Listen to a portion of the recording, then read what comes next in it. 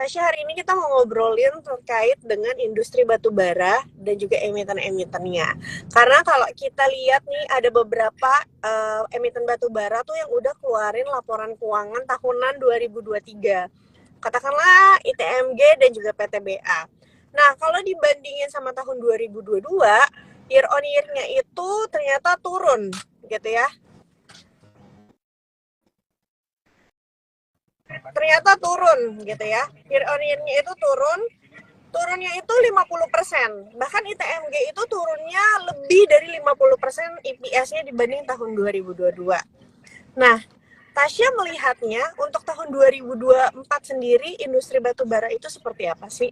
Apakah masih penurunannya masih akan berlanjut atau enggak? Harganya tuh bakalan atau harga acuan akan stay di sini-sini aja dan kinerja juga akan stay di sini-sini aja. Oke. Buat ngelihat industri batu bara emang sebenarnya ini uh, laba bersih terus revenue itu kan turun, itu kita udah ekspektasikan ya, karena harga batu bara, harga komoditasnya juga udah turun cukup dalam gitu. Kalau kita bandingin 2022 itu kayaknya sempat ke 400 ya, dan sekarang itu di ranging 130 gitu. Bahkan pas awal-awal tahun kemarin kan sempet tuh di 110-an berapa gitu, dan sekarang udah mulai naik lagi sebenarnya ya, beberapa minggu itu udah naik 10%-an jadi 130 sekian gitu. Tapi aku ngelihatnya apakah ini mungkin akan kembali ke tahun sebelumnya, kayaknya sepertinya enggak ya, karena kita ngelihat supply and demand juga. Sekarang ini tuh di China mereka tuh sedang oversupply gitu, jadi mereka udah ngumpulin coal juga begitu ya, jadi kemudian mereka udah cukup nih supply mereka. Tapi di sisi lain dari India nih, jadi kalau di India ini mereka malah butuh coal lebih banyak, dan bahkan mereka kan juga membuka pembangkit listrik juga ya untuk coal gitu ya. Bahkan untuk pemakaian coal tahun ini tuh di India cukup gede juga, bisa dibilang tertinggi lah gitu ya sejak beberapa tahun sekian. Jadi menurutku walaupun di Cina ada oversupply yang mungkin akan menekan harga, tapi ada juga demand dari India. Jadi sepertinya untuk harga masih akan ranging di sekitar, aku lihatnya 120 130 lah. Jadi saat ini lebih ke mungkin sideways gitu ya pergerakan harganya.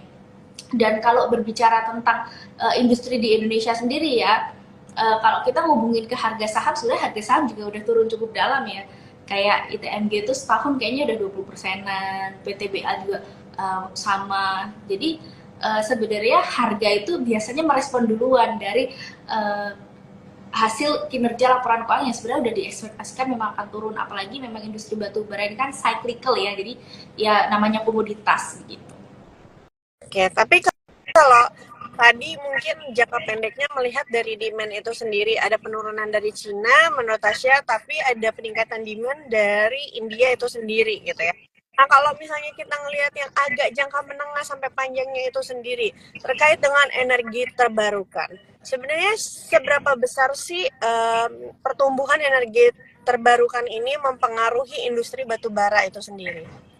Oke, sebenarnya untuk EBT ya, terkhusus di Indonesia ini belum jadi dominan gitu, bahkan sepertinya masih kurang dari 20% ya. Jadi sebenarnya coal ini walaupun banyak isu tertekan dari EBT, tapi dia masih menjadi energi utama gitu untuk pembangkit listrik. Bahkan di Indonesia, di India, di China juga sama gitu ya. Jadi untuk coal ini sebenarnya kalau kita ngelihat dari medium sampai long term, mungkin kayak 5 tahun ke depan ini juga masih digunakan gitu. Cuman memang porsinya untuk penggunaan energi ini akan terus tergerus begitu ya. Jadi kita harus melihat bagaimana perkembangan EBT ini juga gitu. Tapi kalau kita melihat saat ini kan juga EBT itu kan untuk proses kesananya kan juga tidak mudah dan tidak cepat ya. Mereka biasanya membutuhkan modal yang banyak juga. Dan kalau kita melihat sekarang iklimnya juga kadang tidak menentu, kemudian juga ini kan harusnya ya kalau sudah selesai winter kan iklimnya mulai memanas. Tapi kayak di Indonesia aja masih ini nih, malah hujan ekstrim, ada yang banjir seperti itu ya. Jadi mungkin listrik untuk hal-hal yang dari air conditioner, atau mungkin dari kalau panas ya, kalau ya dingin, uh, di negara tertentu kan juga ada membutuhkan listrik juga gitu. Jadi ya sepertinya untuk demand ini coal masih ada. Dan satu lagi ya, coal itu kan ada batu bara thermal sama kokas ya. Kalau kokas itu kan digunakan untuk industri gitu. Jadi ini juga industri kalau di China itu kan masih terkontraksi gitu ya. Jadi aku melihat kalau mungkin di China ini mungkin nanti sudah ada perbaikan manufaktur, itu demand akan kembali lagi. Jadi ini kita sedang melihat industri juga manufaktur di China juga. Oke, menarik. Yang tadi Tasya sampaikan adalah kita harus lihat juga industri manufaktur yang ada di Cina gitu ya, untuk melihat peningkatan demand dari batu bara itu sendiri. Karena Indonesia juga banyak ekspor ke China kan. Nah, kalau kita mau Iya, menilai kira-kira manufakturnya tuh sudah mulai kembali lagi ekspansi atau seperti apa, kita tuh lihat datanya dari mana sih, Tasya? oke. Lihat data sih sebenarnya gampang ya. Udah sekarang udah banyak banget portal yang bisa kita search, termasuk ya di CNBC Indonesia ya. Kita bisa search kan udah banyak ya di situ, kita kasih berita juga. Tapi banyak juga kok kalau kita pakai sumber resmi seperti BPS gitu ya. Kemudian kalau data China juga sama namanya BPST Cina gitu ya, National Bureau gitu. Nah, ada lainnya juga kita pakai trending economic dan lain sebagainya, atau pakai sumber ketiga seperti Refinitiv dan lain sebagainya. Tapi yang paling penting itu kan kita melihat indikator ekonomi itu, kita connect the dot lah. Jadi kayak kita bisa membaca misalnya dari PMI manufaktur gitu ya, untuk memperlihatkan kondisi manufaktur suatu industri gitu. Kalau di atas 50 itu kan ekspansif, kalau di bawah ya kontraksi gitu, artinya sedang terjadi apa namanya, sesuatu gitulah ya, ada kemunduran gitu. Kemudian nanti kita hubungkan juga dengan bagaimana misalnya daya beli masyarakat di situ, atau mungkin dengan kondisi inflasinya bagaimana gitu ya. Kalau misalnya kita berbicara China kan mereka di sana masih deflasi gitu ya. Lalu di sana juga PMI-nya atau tadi PMI manufaktur yang menunjukkan kondisi manufaktur di sana, industrinya itu juga sedang terkontraksi gitu. Jadi memang apa namanya, untuk kondisi ekonomi di sana itu kan masih lesu begitu ya. Jadi ya kita berharapnya kalau nanti ada sudah ada pemulihan gitu, itu juga akan berdampak bagi Indonesia juga, apalagi kita paling banyak ekspor dan impor itu partner dagang sama China.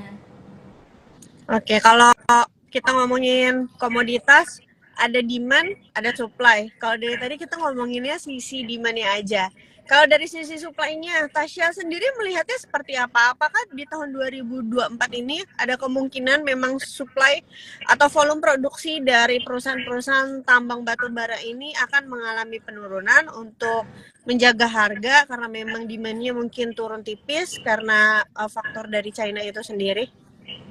Oke, berbicara dengan supply, ini tadi aku cek sepertinya malah kalau di China itu sedang oversupply. Jadi di sana tuh karena di dulu beberapa tahun ini kan sempat ada memang perbaikan ekonomi ya, tapi karena terkena COVID lagi, jadi mereka apa namanya, sempat kontraksi lagi begitu ya. Jadi di sana itu udah apa ya, cukup sebenarnya supply-nya gitu ya. Tapi karena demand-nya ini yang belum bangkit, jadi supply-nya ini belum terserap. Jadi sebenarnya kondisi sekarang tuh supply-nya masih banyak gitu ya. Tapi kalau berbicara tentang karena harganya turun ya.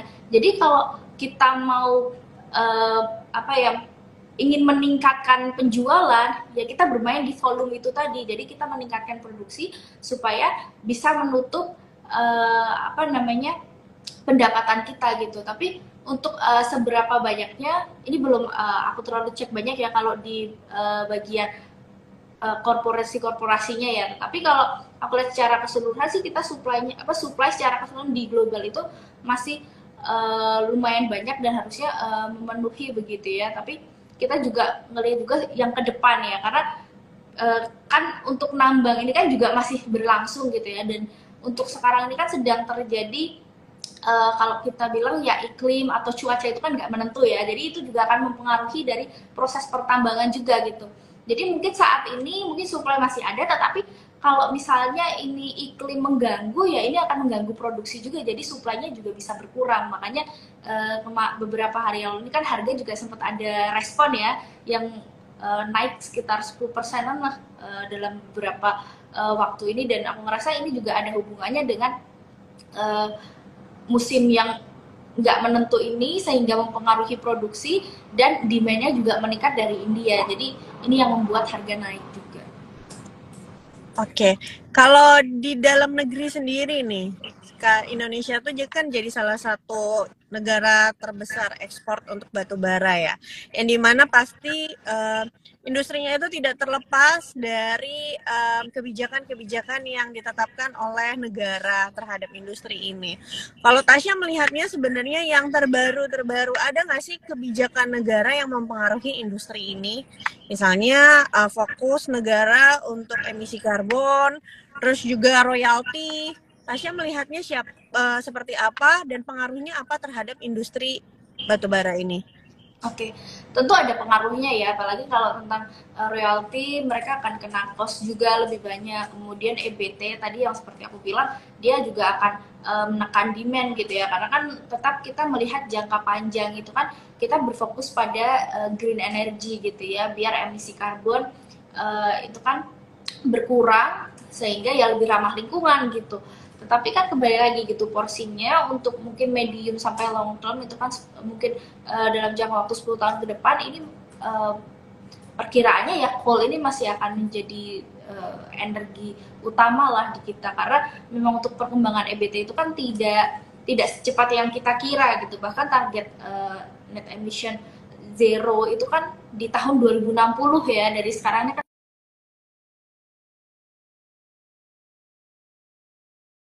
dari sekarang gitu. Jadi menurut aku untuk kebutuhan coal di 5 tahun ke depan itu masih masih akan terus ada gitu ya. Tetapi ya porsi dari serapannya akan terus berkurang. Maka dari itu banyak perusahaan coal tuh yang sekarang juga beralih ke go green gitu ya. Mereka juga ada yang shifting bisnis gitu ya, masuk ke EV. Mereka masuk ke apa? Ada yang melakukan gasifikasi gitu ya, jadi mereka melakukan apa ya, pencampuran gitu batu bara dengan biomasa gitu ya, jadi biar batu bara yang dibakar itu nggak langsung apa emisinya tuh langsung gitu dari batu bara, tapi ada di campur dulu dengan biomasa, jadi yang dikeluarkan tuh emisinya bisa lebih rendah gitu lah. Jadi ya banyak kok ada inovasi-inovasi ya di industri batu bara itu yang mereka bisa go green juga gitu ya, tapi tetap memerlukan waktu lah. Oke, ini ada pertanyaan dari Albertus Yose. Kalau mau hold batubara untuk jangka panjang, katakanlah 10 tahun, apakah masih relevan saat ini? Kalau aku personally karena melihat industri batu bara itu kan cyclical ya. Kalau kita melihat dari 3 tahun ini aja deh, kayak 2022 ke 2024 itu kan pergerakannya sangat volatile sekali ya. Bahkan harga batu bara itu kan sempat kayak turun 20%-an. Mungkin dari beberapa emiten juga sama ya, yang dalam setahun turun 20% dan sama juga dengan revenue dan laba bersihnya yang turun, bahkan ada yang lebih dari 50% gitu. Jadi memang sangat volatile gitu. Kalau untuk investasi ya mungkin harus yang lebih agresif mungkin ya ini dari profil risikonya. Tapi kalau aku lebih suka untuk investasi, balik lagi kita melihat ke fundamentalnya ya, dan valuasinya gimana. Ya aku nggak permasalahkan kalau pengen investasi di sektor batu bara gitu ya, tetapi kembali lagi harus mencermati bahwa sektor komoditas itu sangat cyclical dan pergerakan harganya cenderung volatil gitu. Jadi kalau kita melihat mungkin dalam tren 10 tahun tuh ya mungkin bisa dibilang trennya tuh sideways gitu. Jadi alangkah lebih baik kalau kita ingin investasi ya kita melihat tren harga yang selalu naik lah, dan kita perlu melihat dulu fundamentalnya, perusahaannya sehat atau enggak, valuasinya murah atau enggak untuk masuk gitu.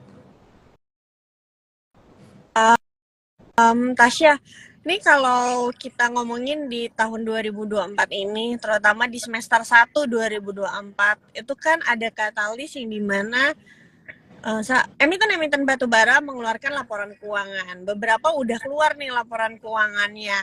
Dan artinya kalau udah keluar laporan keuangan, banyak investor yang udah bisa menerka-nerka kira-kira berapa besaran dividen yang akan diberikan. Dan juga beberapa harga saham batubara belakangan ini sudah mulai mengalami kenaikan. Katakanlah saja PTBA, ABMM gitu ya. Natasha melihatnya kenaikan ini selama 1 bulan terakhir itu karena harga koknya yang sempat mengalami kenaikan, harga acuan yang sekarang ada di $130, atau karena memang ada sentimen yang dimana investor tuh udah mulai antisipasi untuk perusahaan-perusahaan batubara ini mengadakan RUPS bahkan membagikan dividen.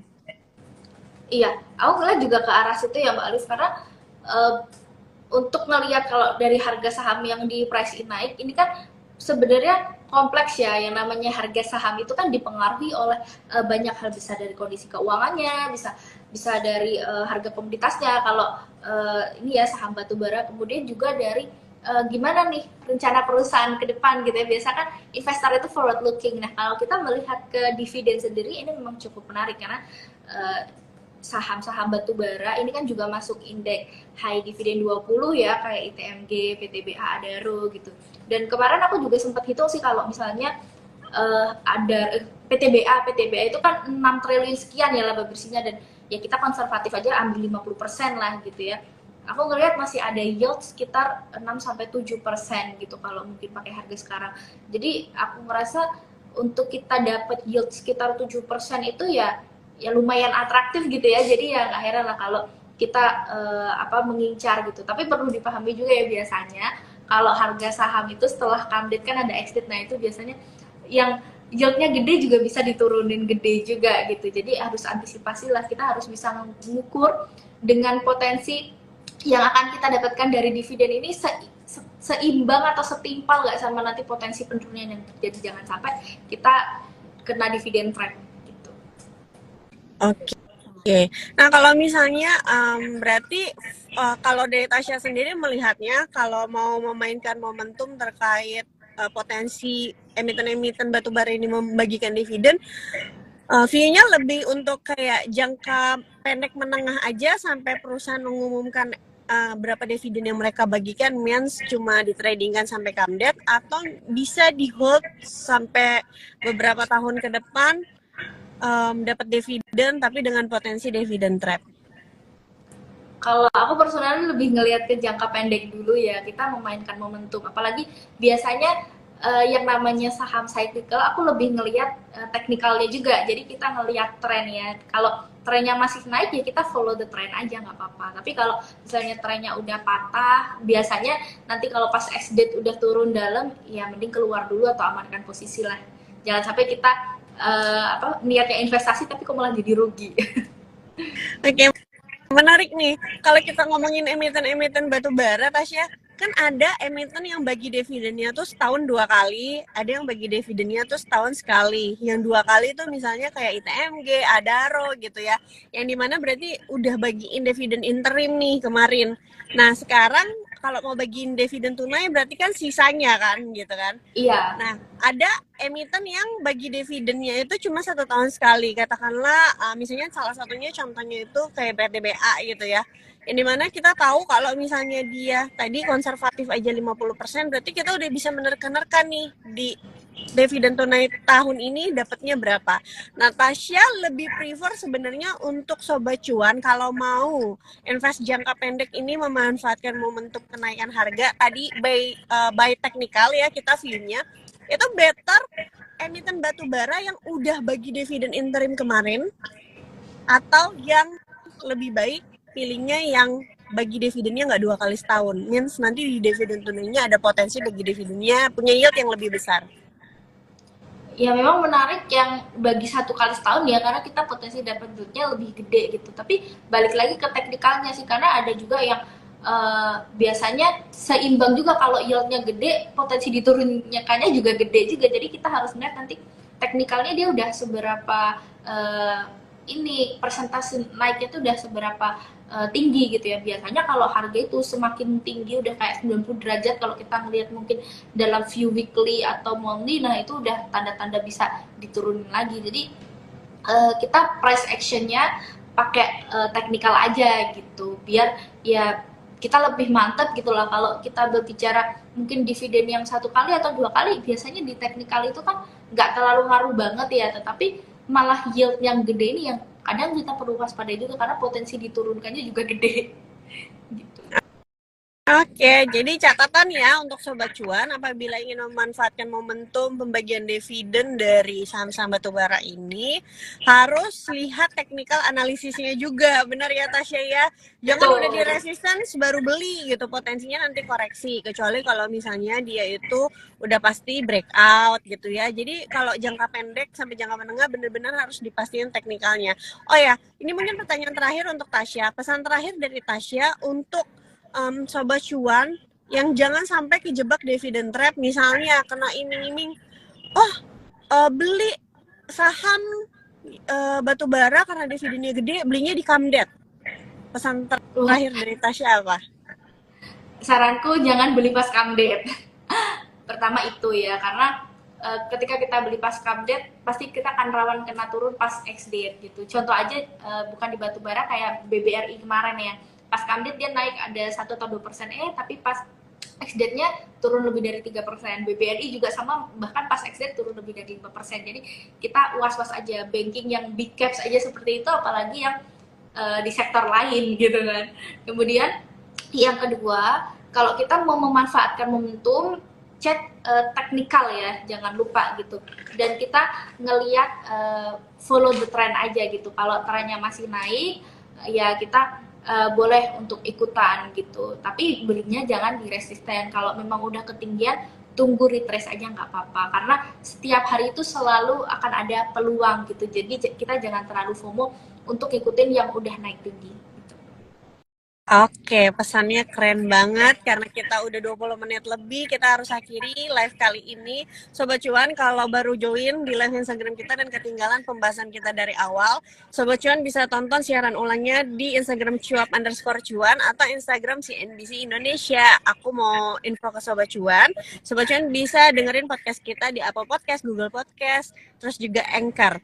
Nah, kita juga punya podcast disiarin di YouTube Cuap_cuan, di mana kalian juga bisa nonton siaran ulangnya yang ditayangin di CNBC Indonesia TV setiap hari Jumat jam 7 malam atau di weekend. Atau kalian juga bisa streaming di cnbcindonesia.com, jadwalnya juga sama kayak tadi. Aku Olivia Luis, financial expert CNBC Indonesia, dan juga Tasya Pangestika selaku equity analyst CNBC Indonesia pamit undur diri. Mohon maaf kalau tadi ada keterlambatan. Terima kasih Sobat Cuan, bye semuanya.